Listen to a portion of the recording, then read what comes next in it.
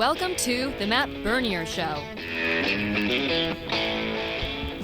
What's going on? Welcome in the Matt Bernier Show here on live.drf.com, DRF TV. My name is Matt Bernier. You can follow me on Twitter at Bernier_Matt. Today is January the 20th, 2017. It's noon on the East Coast. It's 9 a.m. on the West Coast. And obviously there's something pretty big going on down in Washington. Historic day, whether you agree or disagree with the man. Donald Trump is being inaugurated as the president, 45th one of the United States. But guess what? You're not here to watch me talk about that or listen to me talk about that. And certainly if you're here, you're trying to either get away from it or just kind of get into some racing mindset coming into this weekend. So that's going on down there. You know that's happening. If you're new to this show, every Friday, noon Eastern, 9 a.m. Pacific, if you can't check it out live, we have all sorts of different ways for you to find it. We have drf.com. That's going to be on video.drf.com. We have iTunes, SoundCloud, YouTube, all sorts of different ways for you to check us out. And it goes up sometime this afternoon as far as the podcast version is concerned. To get away from the sort of more serious things going on in the world, in my opinion, there are three seasons in horse racing. You have three-year-old season, you have sort of Saratoga Del Mar season, and then you have Breeders' Cup season. Well, now we're officially into 2017. We have all these newly turned three-year-olds. We're officially into three-year-old season as far as I'm concerned, leading up to, obviously, the Kentucky Derby the first Saturday in May at Churchill Downs. We have a long way to go, but I think it's already time to start discussing sort of ramifications of what horses have done, what horses could possibly do coming up, and what horses will do going forward. And let's just start off with the most recent three-year-old race, three-year-old prep that we saw. This happened on Monday, Martin Luther King Day. The winner received 10 Kentucky Derby points. That was uncontested, going out for Wayne Catalano. Let's see from the top of the stretch. Vic Stauffer with the call. He comes off the top of the turn with a 2.5 length lead over Petrov in second. Then to the outside end, Rowdy the Warrior, but uncontested, has run them right off their feet in the Smarty Jones. Uncontested levels out. Uncontested is straight and strong. Uncontested wins the Smarty Jones by 5 in the end. Petrov was second.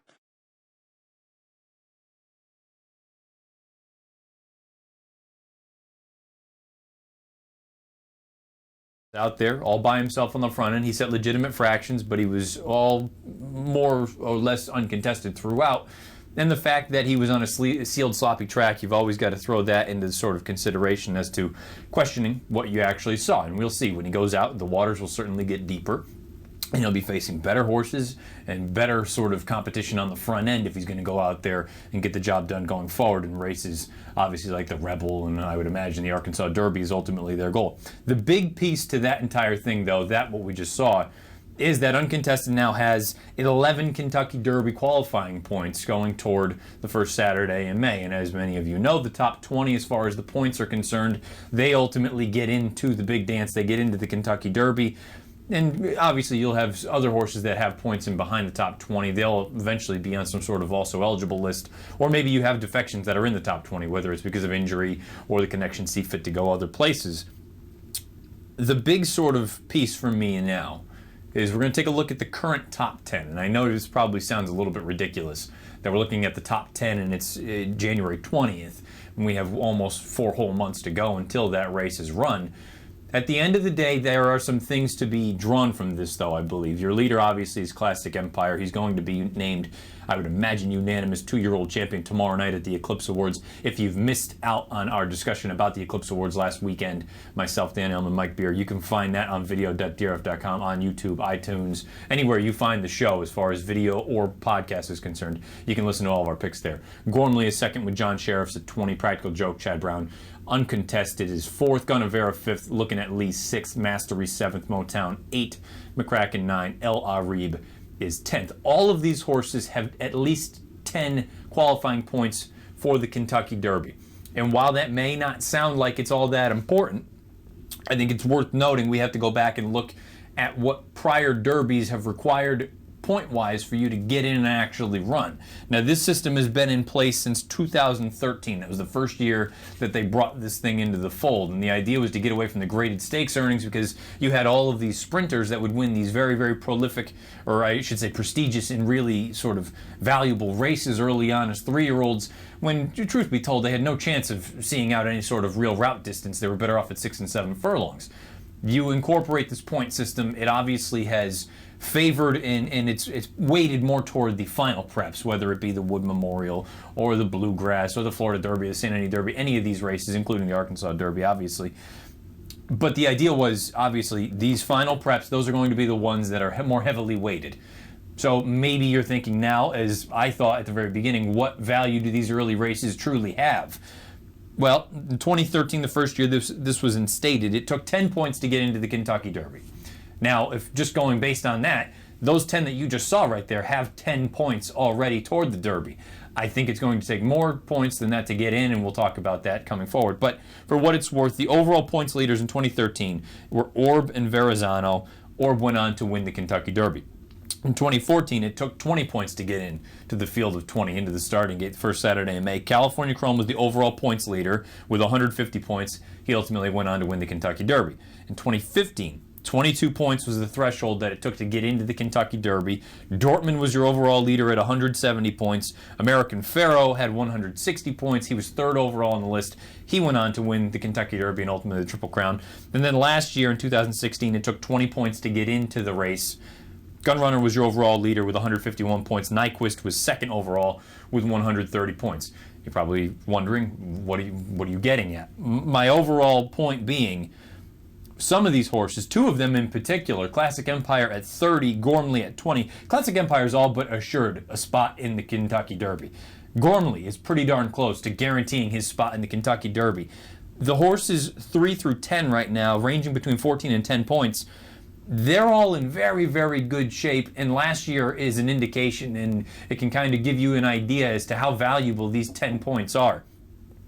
Of the 20 Derby runners last year, 6 of the 20 had at least 10 points at this time last year. Those 6 were Nyquist, Brody's Cause, Exaggerator, Mohaymen, More Spirit, Motom.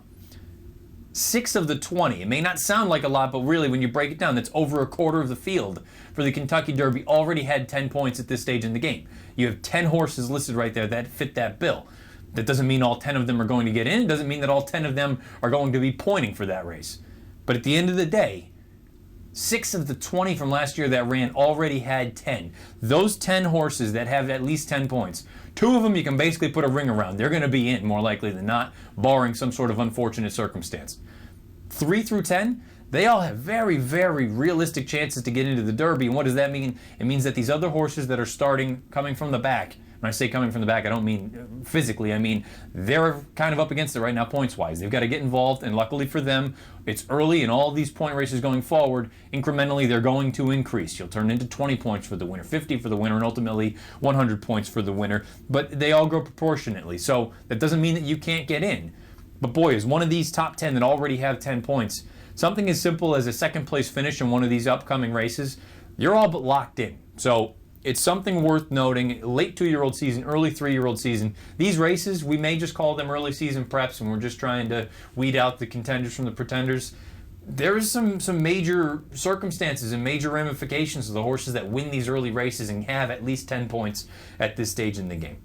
We're going to take a quick break here on the Matt Bernier Show. When we come back, we're going to dive into a couple of races down at the fairgrounds, a couple of graded stakes races. I think you got a lot to talk about. We have all the nuts and bolts already up on video.thrf.com, but we'll dive into the Colonel E.R. Bradley handicap on the turf, scheduled for the turf anyway, as well as the Grade 3 Lecomte. 10 Derby points go to the winner of that race down at the fairgrounds tomorrow afternoon. Stay with us at the Matt Bernier Show.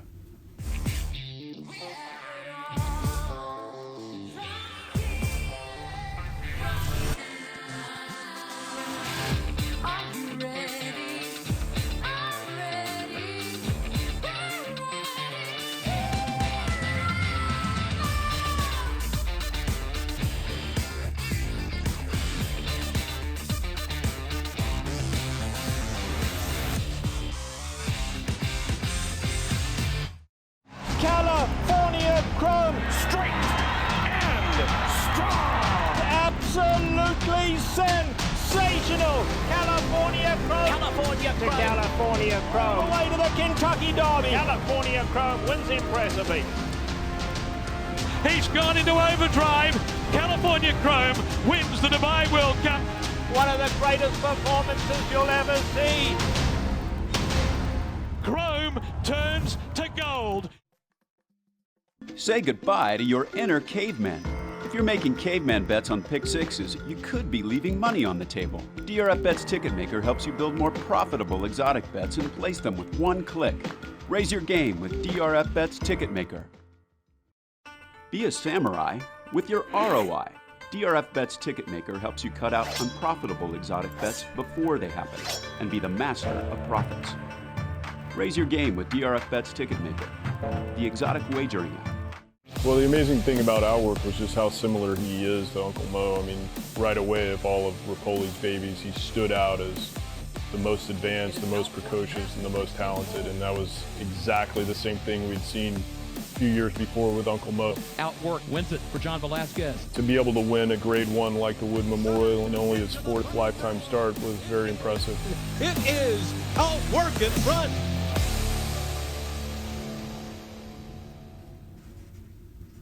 $12:10 on the East, $9:10 on the West. The Matt Bernier Show here on live.drf.com on DRF TV, January the 20th, Inauguration Day 2017. Let's move on to a couple of big races going down at the fairgrounds tomorrow afternoon. We'll have both of them covered for you on live.drf.com starting at 3 o'clock Eastern. One on the turf, scheduled anyway, one on the main track. Let's start off on the turf. Race number 8 at the fairgrounds, the Grade 3 Colonel E.R. Bradley Handicap. About a mile and 16th on the weeds. Let's take a look at this field. If you're new to this show, the way this works, this is the entry card as you've seen in all of our stakes previews with a little bit of a wrinkle on the far side of your screen.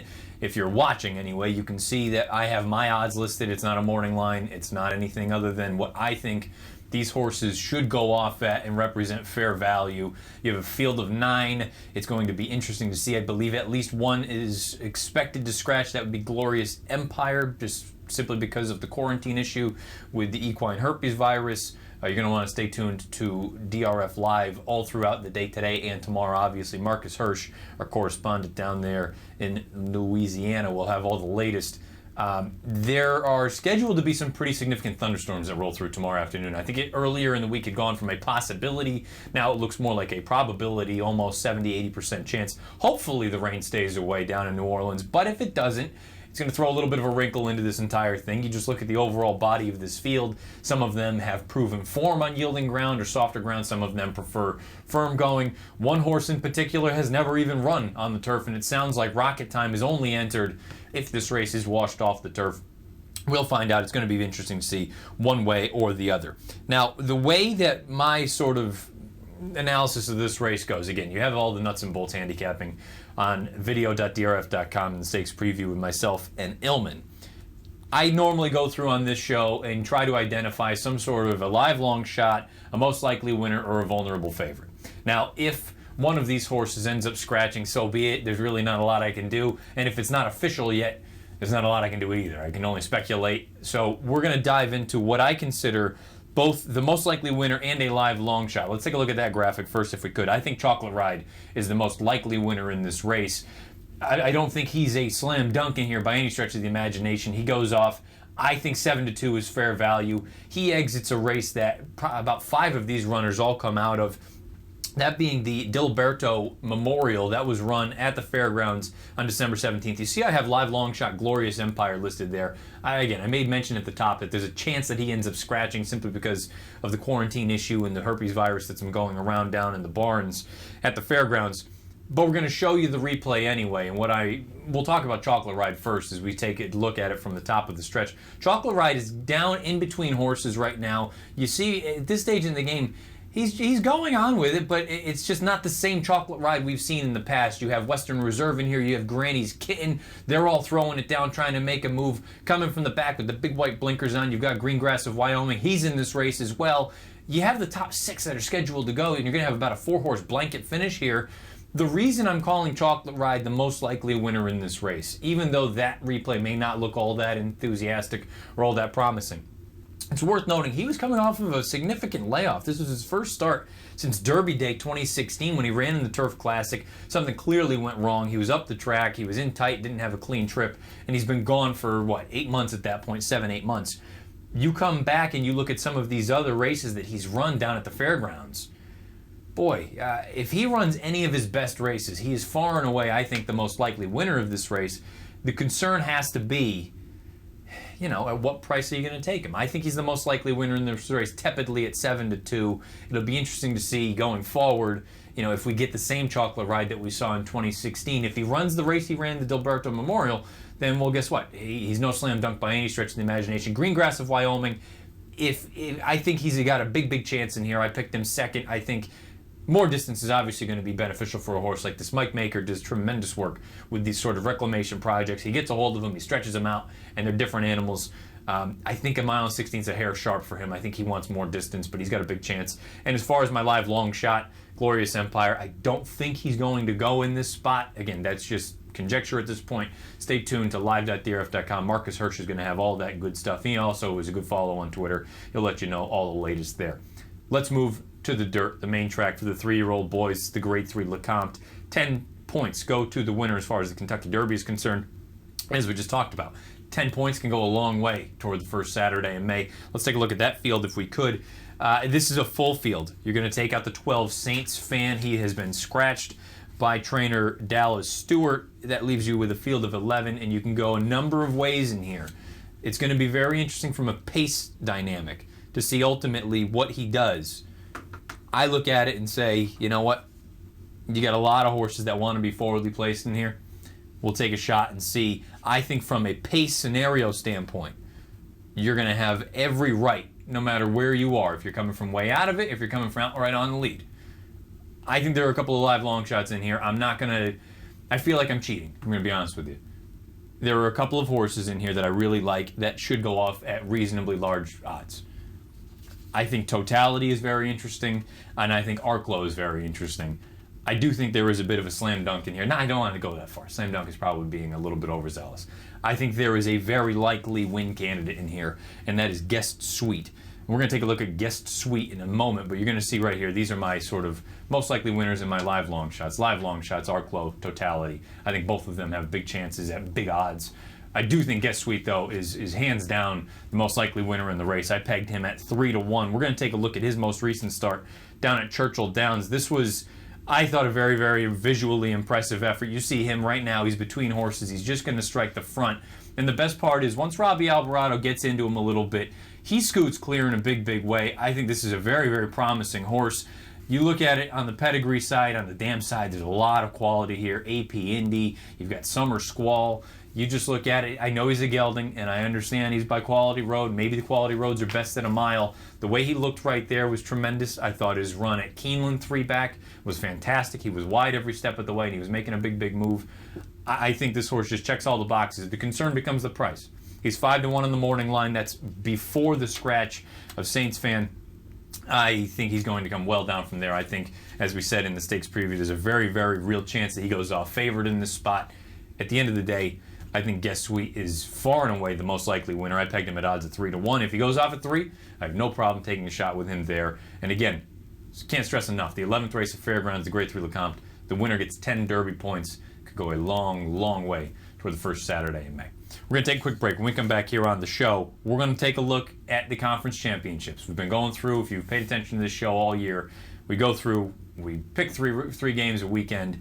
For better or for worse, we'll go back and find out how we did. We keep track. Well, guess what? Now we're down to the final two, sort of outside of the Super Bowl for the rest of this season. We'll take a look at the AFC and NFC championship games when we come back from break on the Matt Bernier Show.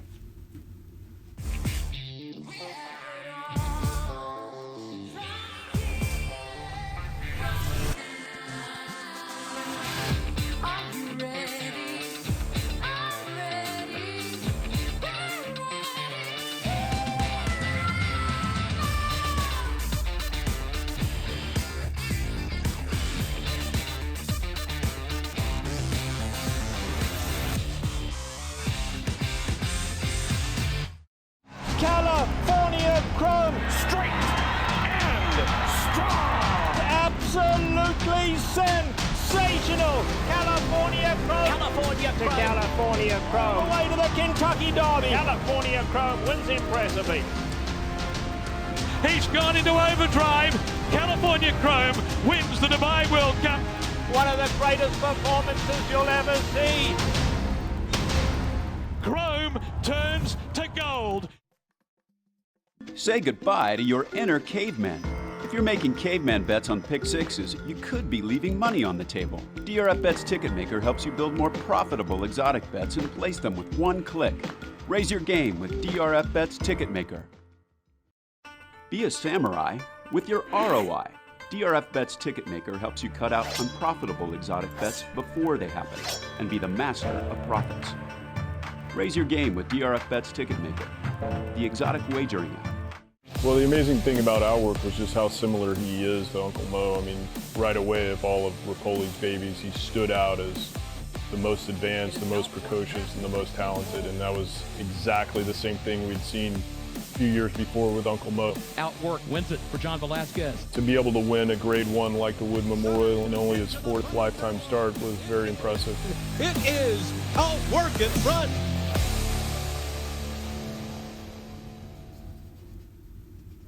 12:20 on the East, 9:20 on the West, the Matt Bernier Show here on live.drf.com.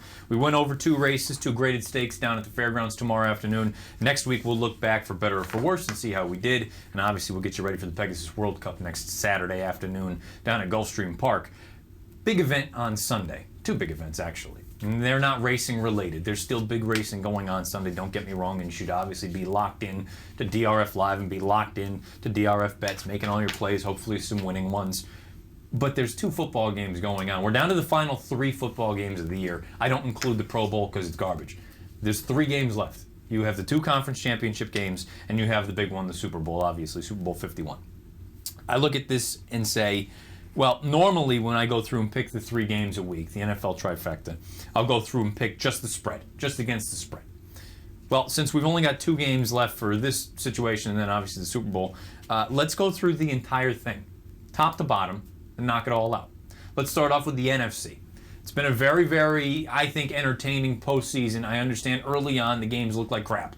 Many of them just never came to fruition, never culminated, and turned into just sort of blah. Well, last weekend made up for it and then some, where you just had a really, really good slate of games on Sunday afternoon, including the Green Bay Packers and the Dallas Cowboys. They went down to the wire, and I got into it a little bit with some people on Twitter that were saying that at 21-3, the Packers were just blowing out the Cowboys, and the Cowboys couldn't step.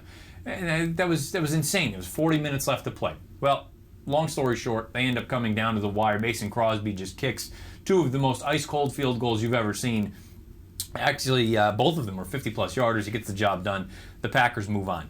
The Seahawks got buried, I should say, by the Atlanta Falcons earlier on Saturday afternoon, right when we were sort of signing off of DRF Live. So they're the ones with home field advantage here. The Packers go into the Georgia Dome Sunday afternoon. I believe kickoff is 3 o'clock. The spread is 4.5, favored Atlanta.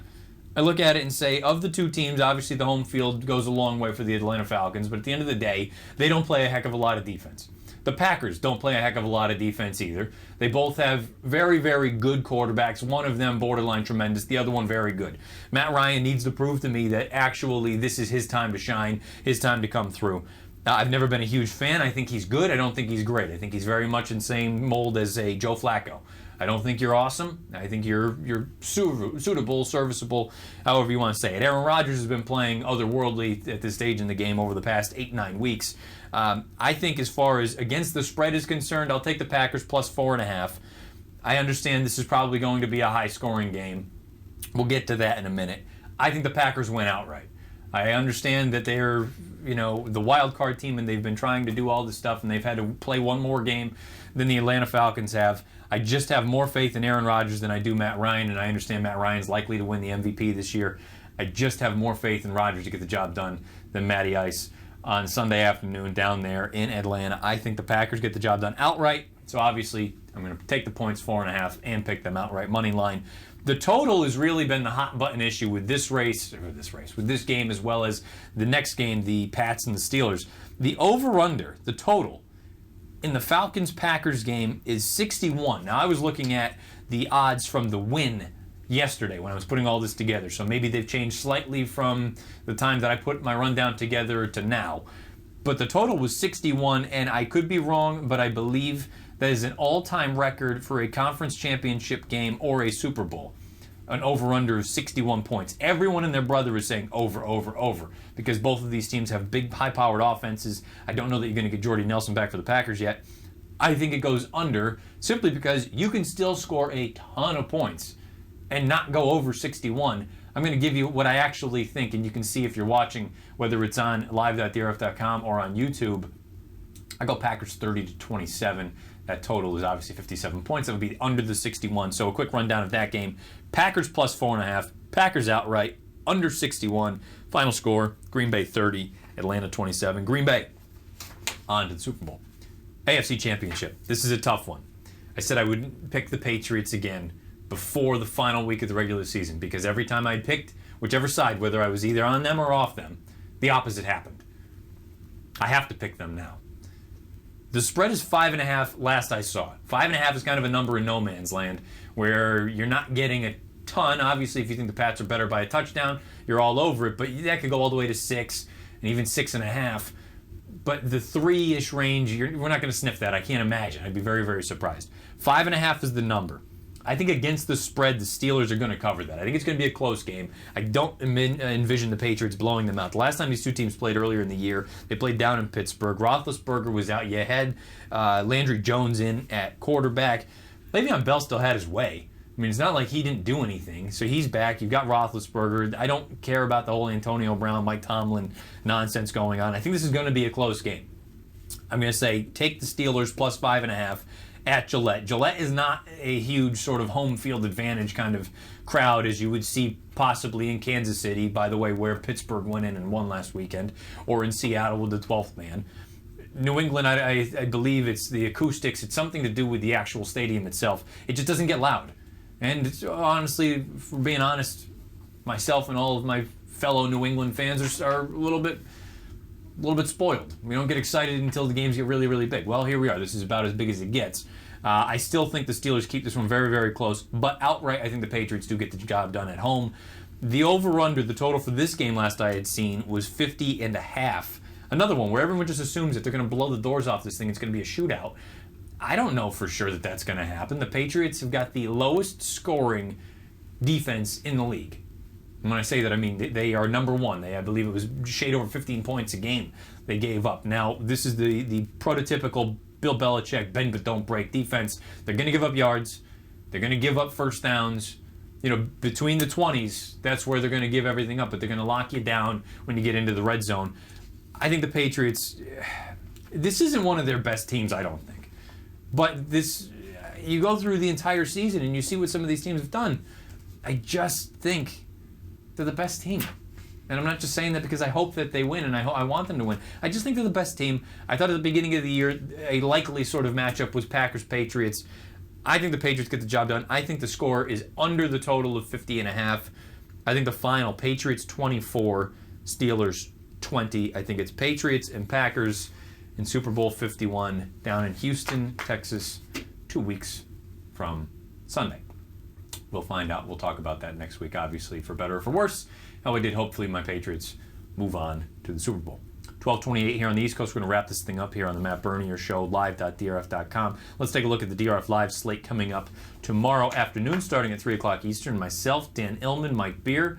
Illman and Beer will bring you through the first half of the card, right through the Gasparilla, I would imagine, and then Beer and I will make the swap for the Karen E.R. Bradley Stakes. We've got 2 from the Fairgrounds, 2 from Gulfstream, Sunshine Million, Sunshine's Turf.